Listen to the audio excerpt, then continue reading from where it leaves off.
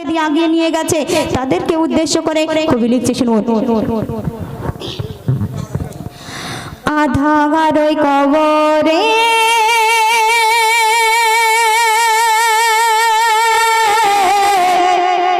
থাকবো কেমন করে। গজলটা যদি আমরা মন দিয়ে না শুনি কারোর ভালো লাগবে না, যদি একটু মন দিয়ে শুনি বুঝতে পারবেন কবি ছন্দের ভাষায় কি লিখছে। আধার ওই কবরে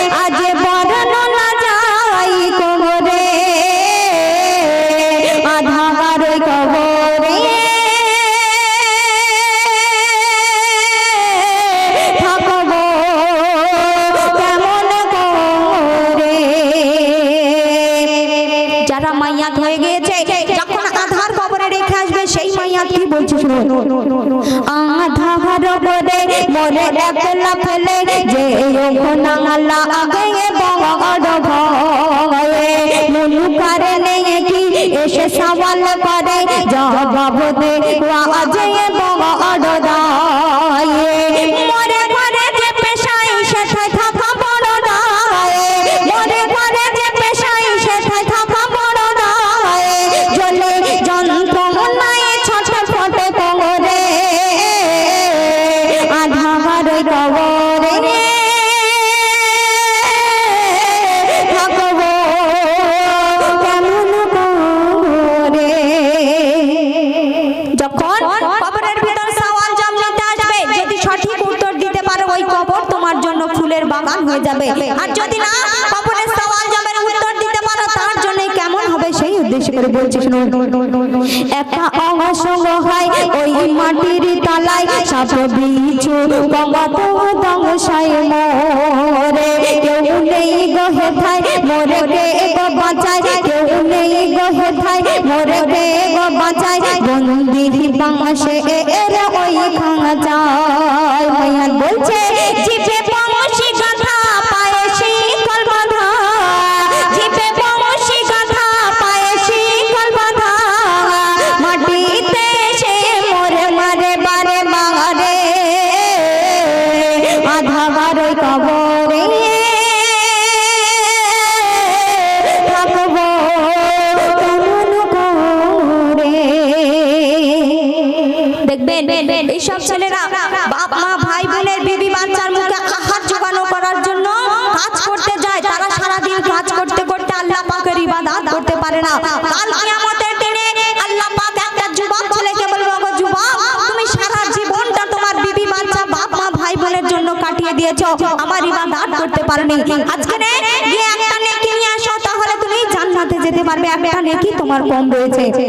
তখন ওই যুবক বলবো, আল্লাহ আমি হাসতে হাসতে গিয়ে এক্ষুনি এনে দিচ্ছি, আমি আমার বিবির জন্য অনেক কষ্ট করেছি এই পৃথিবীর বুকে, আমি তাকে অনেক টাকা পয়সা ধন দৌলত গাড়ি বাড়ি করে দিয়ে এসেছি, তার কাছে চাইতে মাত্র দিয়ে দেবে।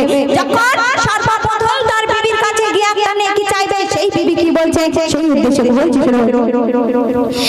বিচার দিবসে কেউ উড়াবে না পাশে শোনো গো আমার প্রিয় তমা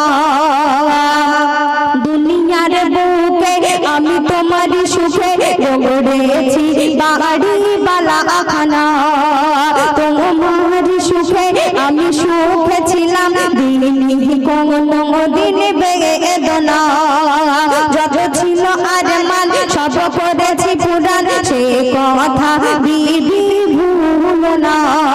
স্বামী বলছে আজ চাই গো বধূ একটা নেকি শুধু, আজ চাই গো বধূ একটা নেকি শুধু, দিলে জান্নাত দেবে আমারে ও সুজায় ঝরে রাখবো কেমন করে। স্বামী যখন তার বিবির কাছে গিয়ে একটা নেকি চাইবে, সেই বিবি তার স্বামীকে কি বলছে সেই উদ্দেশ্য করে সে লিখছে, সব শুনে ফরমান বিবি গরিবে বয়ান দূর হয়ে যাও কেন করো রে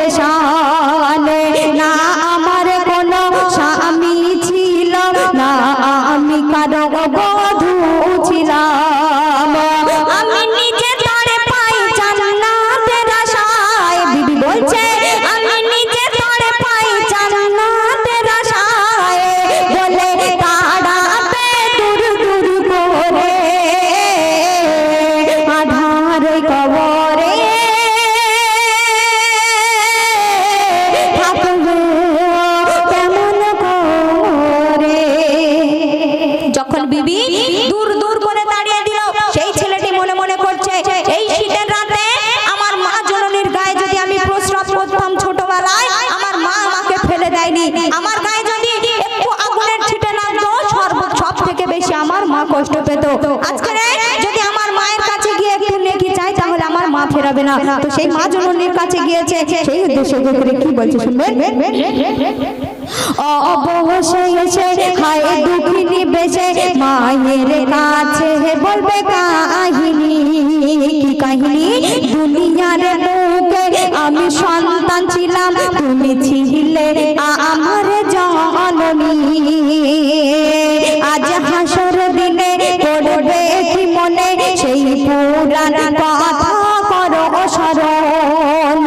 আগুনের ছিটে মোর লাগলে গায়ে, আগুনের ছিটে মোর লাগলে গায়ে, কেঁদে উঠতো মা গো তোমার নয়ন। আজ একটি নেকি বিনে জ্বলবো আগুনে, ছেলে বলছে আজ একটি নেকি বিনে জ্বলবো আগুনে। মা গো আজ একটি নেকি বিনে জ্বলবো আগুনে। মা গো দেখবে কেমন করে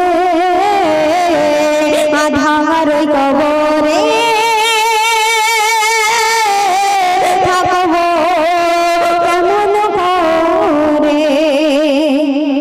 কিয়ামতের দিনে হাসর মাঠে মায়ের কাছে গিয়ে একটা যখন নেকি চাইবে, সেই মা জননী তাকে কি বলছে সেই উদ্দেশ্য করে লাগছে শুনুন।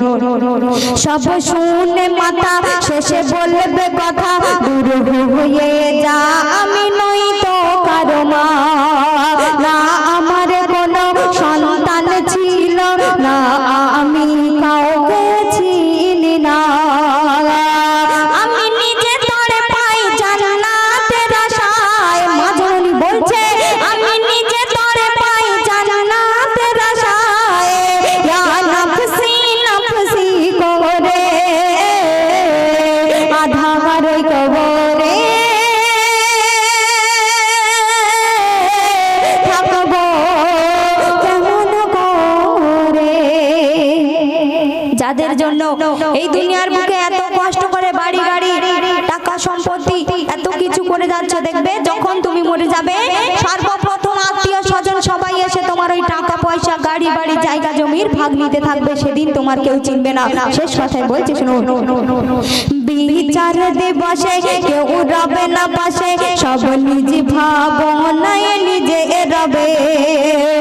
ঈমান আমল যার সঠিক রবে, সে খোদার জান্নাতে যাবে। কুল্লু নাফসুন যায়কাতুল মউত, কুল্লু নাফসুন যায়কাতুল মউত, একদিন মরতে সবাইকে হবে। তোরা ভাঙেনি কি ভুল ওরে এমডি সামাদুলে, তোরা ভাঙেনি কি ভুল ওরে এমডি সামাদুলে। তুই যাবি একদিন মরে আধার